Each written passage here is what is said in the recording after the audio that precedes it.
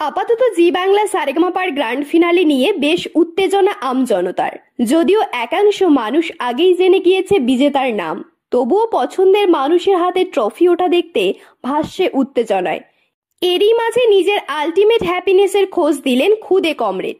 মা ও বাবার সঙ্গে আরাত্রিকার ছবি, যা তোলা হয়েছে সেমিফাইনাল থেকে গ্র্যান্ড ফিনালের জন্য বাছাই হওয়ার পর। মেয়ের সাফল্যে গর্বিত মা বাবা, সেই খুশি ধরা পড়েছে তাদের চোখে মুখে। মাথায় গোল্ডেন ক্যাপ সহ দেখা গেল গ্র্যান্ড অডিশনের পর থেকেই সারেগামাপায় সাড়া ফেলেছিলেন আরাত্রিকার গান। সেই প্রথমবার কারার ওই লৌহ কপাট গেয়ে যে হইচই ফেলেছিলেন, তার রেশ এখনো বজায় রয়েছে। ফাইনালে জায়গা পাওয়ার পর সারেগামাপার পরিচালক অভিজিৎ সেন, বিচারক ইমন চক্রবর্তী, সঞ্চালক আবির চট্টোপাধ্যায়ের সঙ্গেও ছবি তুলেছেন আরাত্রিকা। দাদুর স্বপ্ন পূরণে হাজির হয়েছিলেন তিনি সারেগামাপার মঞ্চে। গণসঙ্গীত হোক বা রবীন্দ্রসঙ্গীত বা হালফিলের হিন্দি গান, সবই দুর্দান্তভাবে গেয়ে শুনিয়েছেন আরাত্রিকা। নবম শ্রেণীর ছাত্রী সারেগামাপায় আসার কারণ ছিল দাদুর স্বপ্ন পূরণ, আর সেটা করেও দেখিয়েছেন তিনি।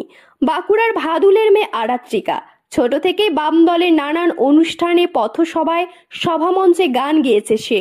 ছোট থেকে রাজনৈতিক আবহে বড় হয়েছে আরাত্রিকা, তাই তো শোতে থাকাকালীন তার নাম হয়েছিল খুদে কমরেড। জাবেদ আলী এবং জোজোর টিমে ছিলেন তিনি। তাকে নিয়ে মাঝে বেশ বিতর্ক হয়েছিল সোশ্যাল মিডিয়াতে। একাংশ সারেগামাপার দর্শকের দাবি ছিল যে শুধু নাকি গণসঙ্গীতে গাইছেন আরাত্রিকা। শেষমেশ মুখ খোলেন তিনি। ফেসবুকে আত্মপক্ষ সমর্থনে করেছিলেন বেশ লম্বা পোস্ট।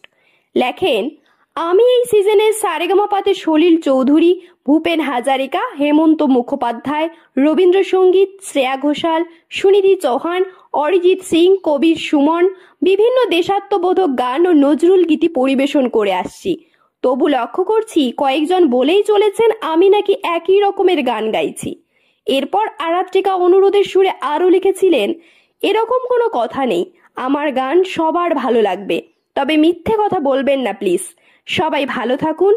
আমাকে যেভাবে এতদিন ভালোবাসার আশীর্বাদে আপনারা ভরিয়ে দিয়েছেন, তা যেন শেষ অবধি থাকে। ভরসা রাখুন, আপনাদের ভালোবাসার যোগ্য সম্মান আমি দেব। বর্তমানে সিজনে 10 জন পৌঁছেছে সারেগামাপার ফাইনালে। বড়দের মধ্যে থেকে আরাত্রিকা, দেয়াসিনী, সাই সহ 6 জন ও ছোটদের মধ্যে থেকে 4 জন। জানা গিয়েছে ছোটদের মধ্যে থেকে 1 জন ও বড়দের মধ্যে থেকে 1 জনকে বিজেতা হিসাবে বেছে নেওয়া হয়েছে। তবে যারা এখনো জানেন না কার বা কাদের হাতে উঠেছে সেরার শিরোপা, তাদের জন্য আর কিছুক্ষণ অপেক্ষা মাত্র।